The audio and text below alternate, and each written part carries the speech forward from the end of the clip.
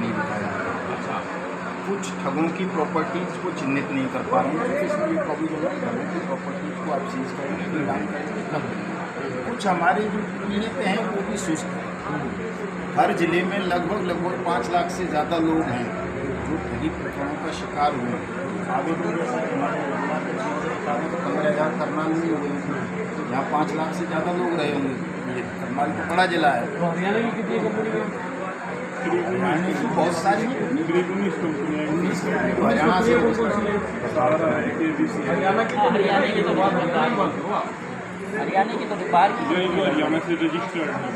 हाँ कंपनियों द्वारा क्या लाभ जैसे दिया गया यूपी की भी बात करें, यूपी भी सर, एक बात यूपी से भी है कुछ ऐसे ठगी केस का, कोई यूपी से भी है कोई ठगी केस का। हाँ, यूपी में 2 करोड़ से तो ज़्यादा लोग वहाँ तो महाराष्ट्र से बुलडोजर आते चलता है, हैं। वहाँ तो बुलडोजर चलता है, बुलडोजर चलता है वहाँ पे थोड़ी दिखा। बेकार की बात है साहब, कहीं कोई बुलडोजर नहीं चलता ठगों के ऊपर। सर एक बात बताएं, जब आप सभी को पता होता है कि कंपनियां जो हैं वो ठगी की होती हैं, फिर उसमें लोग पैसा क्यों देते हैं? क्या ऐसे कारण है कि फिर बार बार दुगना होने के लिए लालच में क्यों घुसते हैं उसको? ये साहब ये तो देखिए मानव की मनोवृत्ति है साहब। अगर आपको कोई कह दे कि आपको बिना परिश्रम किए आपके पैसे का डबल पैसा मिल जाएगा, ऐसा ऐसा कर लो, और ये हमारी कंपनी जो है भारत सरकार से भी अप्रूव है, जिसको आरबीआई ने लाइसेंस दिया है, इसको सेबी ने दिया है, तो कोई भी मान लेगा इस बात को कि भाई ठीक है। सरलता को श्रम करना कौन चाहता है? सरलता में मान लेते हैं, लेकिन जब वो ठगा जाता है पूरी तरीके से, जब वो खाली हो जाता है, तब उसके बाद में फिर वो जो चिल्लाता है, फिर लोगों से, सरकार से ये अनुरोध करता है कि मेरा पैसा दिलवाओ, अनुरोध किया जाता है। तो ऐसी फिर ये जानकारी क्यों नहीं होती और उस समय क्यों नहीं कहता है जब वो लोगों को करता इस है? तरह की जागरूकता हमारा देश लोकतांत्रिक देश है और हमारा जो स्टेट है, राज्य है, वो वेलफेयर स्टेट कहलाता है। तो उसकी ये नैतिक ड्यूटी है कि अगर आपके साथ कहीं कोई आपराधिक घटना हुई है तो आपको न्याय देना, आपकी क्षतिपूर्ति करना, ये स्टेट की ड्यूटी है, राज्य की। पैसा का क्यों नहीं? जब पैसा लगाया जाता है, जब पैसा लगाया जाता है किसी कंपनी में, तो सोचा समझा जाता है, कोई गाइड किया जाता है। किसने गाइड करा था आपको? साहब तो आरबीआई का लाइसेंस दिखा रहा है, सेबी का लाइसेंस दिखा रहा है, सरकार के तमाम मिनिस्टर्स, तमाम सांसद स्वरोजगार मेलों में जाकर के उद्घाटन कर रहे हैं। सुप्रीम राय के बेटों की शादी में प्रधानमंत्री जा रहे हैं, राष्ट्रपति उसको अवार्ड दे रहे हैं। जन सामान्य को तो लगेगा ये कोई ठग नहीं हो सकता। सेना को खून डोनेट करवा रहा है, सेना को वर्दियाँ दे रहा है, क्रिकेट खिला रहा है, सारी हीरोइंस नाच रही हैं उसके यहाँ। जन सामान्य समझेगा कि ये इतना बड़ा ठग होगा?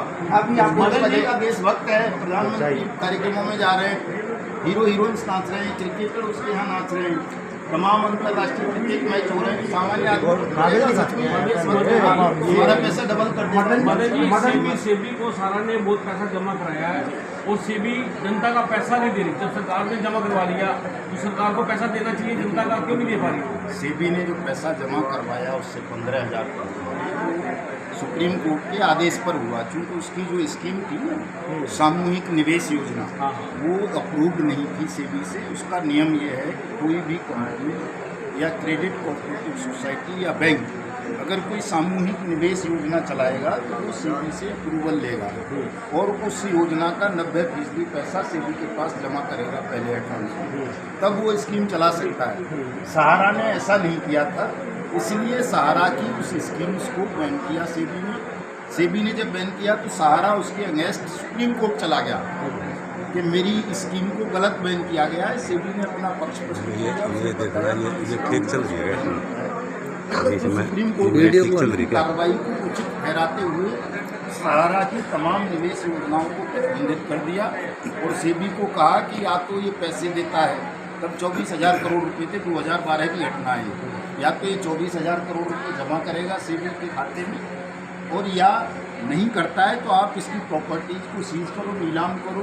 3.5 करोड़ निवेशक हैं, उनका पैसा 15% ब्याज के साथ 90 दिन में वापस करो। 50% से ज़्यादा पैसा सारा जमा करा चुका है। 15 करोड़ किया है, मैं बता क्यों नहीं रहा हूँ। करता सरकार, क्यों नहीं कर रही जनता का पैसा वापस? सरकार सेबी ने एक रिफंड पोर्टल स्थापित किया, सहारा सेबी रिफंड पोर्टल, लेकिन सहारा ने क्या साजिश की कि जिन लोगों का पैसा था वो उनके पास सर्टिफिकेट ही नहीं छोड़े, उसने कन्वर्जन कर दिया कि पहले थी सहारा फाइनेंशियल सर्विस कंपनी नाम से, सहारा हाउसिंग के नाम से, उसने उसको ख़त्म करके लोगों से ओरिजिनल डॉक्यूमेंट लेकर के दूसरे थमा दिए उनको कि तुम्हारा पैसा अब सहारियन मल्टीपर्पज़ सोसाइटी में जमा हो गया है। उनको नंबर दे दिया कि तेरा डबल मिल जाएगा अब 3 साल बाद, 2 साल बाद, 6 साल बाद। तो जब सर्टिफिकेट नहीं रहे, सहारा सेबी ने किसको बैन किया था?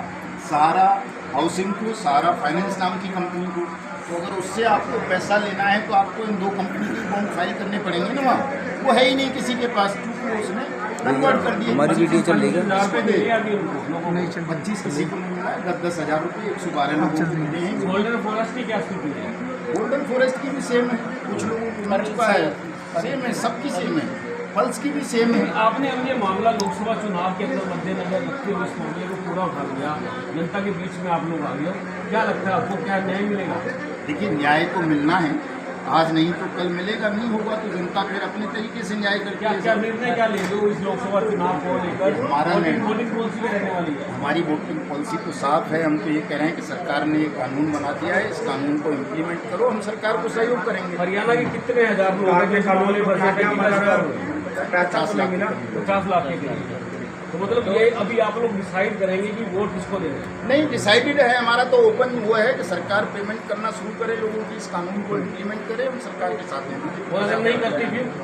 नहीं करती है तो भी वोट बीजेपी को ही देंगे, लेकिन 6 महीने का समय देंगे। नई सरकार आने के बाद 6 महीने के अंदर अंदर वो पेमेंट करती है इस कानून के तहत लोगों की जमा राशि का 2 से 3 गुना, तो ठीक है। सब कुछ नहीं तो आंदोलन करेंगे, राष्ट्रव्यापी आपने टाइम बढ़वाया, 180 दिन का था, आपने टाइम बढ़वाया उसका सरकार से?